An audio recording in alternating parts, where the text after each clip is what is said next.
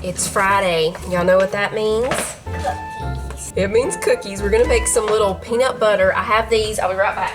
Peanut butter cookies. Yes. We have these peanut butter cookies. What we're gonna do is try to make these into little peanut butter cookie mini muffin cups. This is what we're making for the treat for movie night tonight. I'm drying it off because I just washed it, but we're gonna see if these, I'm pretty sure there are 24 cookies, 24 mini muffin spaces. So I'm pretty sure each one will fit into each little mini muffin cup. And we have marshmallow fluff. It's not a whole container of marshmallow fluff though. It's about half. So what we're gonna do with this is I'm gonna put the marshmallow fluff into however many it will fit into, and we're gonna put them back in the oven after the cookies bake and toast them just a little bit so it'll be like a toasted marshmallow peanut butter cookie cup. And then with the rest of them, we just have some vanilla ice cream. The kids can put a little scoop of ice cream if they want to, or they can just eat them like just the cookie, you know. But I thought the toasted marshmallow peanut butter cookie thing would be a good idea, so we're gonna give it a try. We're also gonna make this cinnamon pound cake. It's from Paula Deen's new fall baking magazine. So which one should we do first, Manny? I say Cookies. Cookies. I think Cece's wanting to help me with the cookies and she's not ready yet. She's been outside riding bicycles and she was very sweaty. I think she wanted to go get cleaned up. She just got done. All right, you and Cece want to put the cookies into here? We're gonna do just a little light spray, just like that. Now you just take the cookie, and I'm pretty sure these will be just the right size. Just kind of press it down and come up a little bit. And then when they get done and they're still soft, if they did bake up in there, we'll just press it down with something, you know.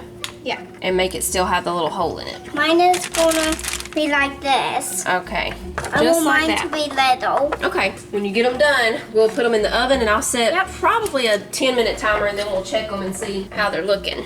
I want this one for Daddy's. Okay. I'm making one for Daddy. I hope he likes one of these. Oh yeah, he likes peanut butter. Oh, because he does like peanut butter sandwiches. Yeah. I'll be right back. We're going to get the flour. Okay. And I'm making one for Mama. Now, one for Jonah.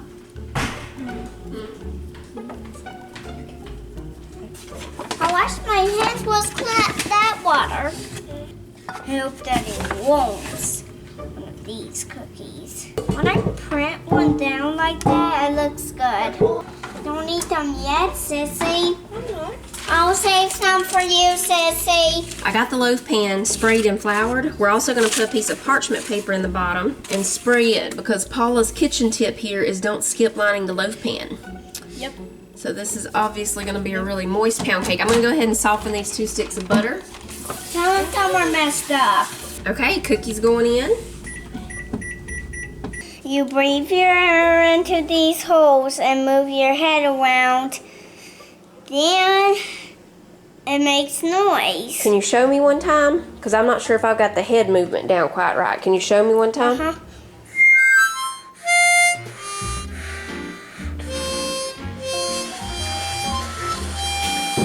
Is that it? Yeah, that was a Chinese song. Oh. Okay, for the cinnamon pound cake, we need these 2 sticks of butter. See, they are softened, so be careful when you open them. They might leak out a little bit. Yeah, there's. Now we need 1 3/4 of a cup of brown sugar. So I got the 1 cup here, Sissy. Okay. See if you can fit that 3/4 down in there. If not, we'll. Oh yeah, it is. We're gonna go ahead and mix these together until they are light and fluffy. Can I have this?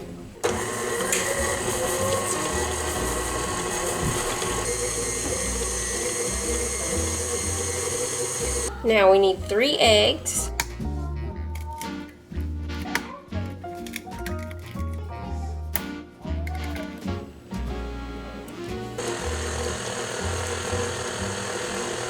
We need 2 cups of all-purpose flour. And then we need half a teaspoon of baking powder. Here's the baking powder. Here's the 1/4 teaspoon of salt. And we need half a teaspoon of cinnamon.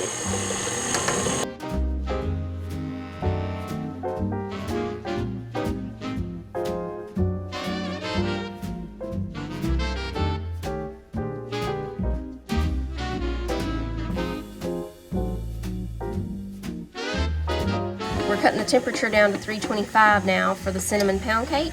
And the last thing we need in here is half a cup of milk.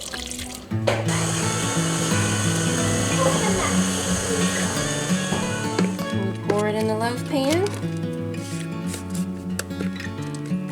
Sissy's gonna spread it out. All right, it's gonna go in the oven for 45 minutes. And then we'll check and see if we need to cover it if it's getting too brown on top, because after the 45 it's still going to need to bake for about 20 to 30 more minutes. The kids have decided that they don't want the fluff toasted, so I guess we'll skip toasting the fluff, and they want to go ahead and taste one and see how it is. Here you go. That's cute. Here's Sissy's. There's Jonah's. Y'all, that is great. Sissy's going to finish filling up some with fluff. That is really good, y'all. I think it would be good toasted, but we were gonna wait to toast them because I want the pound cake to get done, because I don't want to turn the broiler on and then the top for sure get too brown, so they're good not toasted too, but I think they would be really good. Just a little toast on top.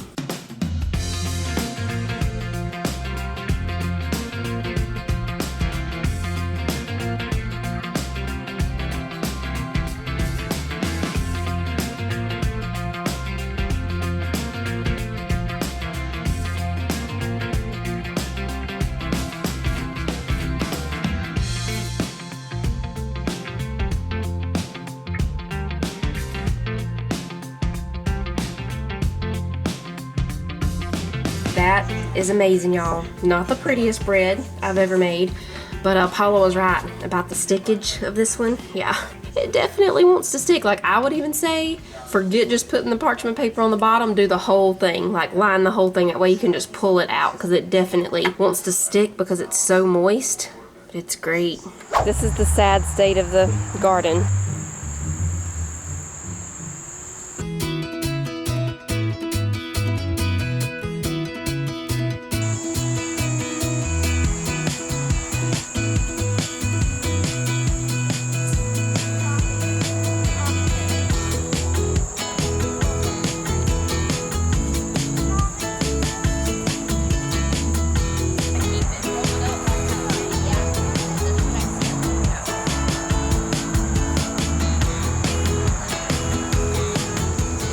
I made the mistake of scratching my eye after pulling all these plants, so now I have plant juice in this eye and it's burning like crazy, probably from peppers or even the tomatoes. Sometimes that can make you, especially okra, that makes you itch and burn.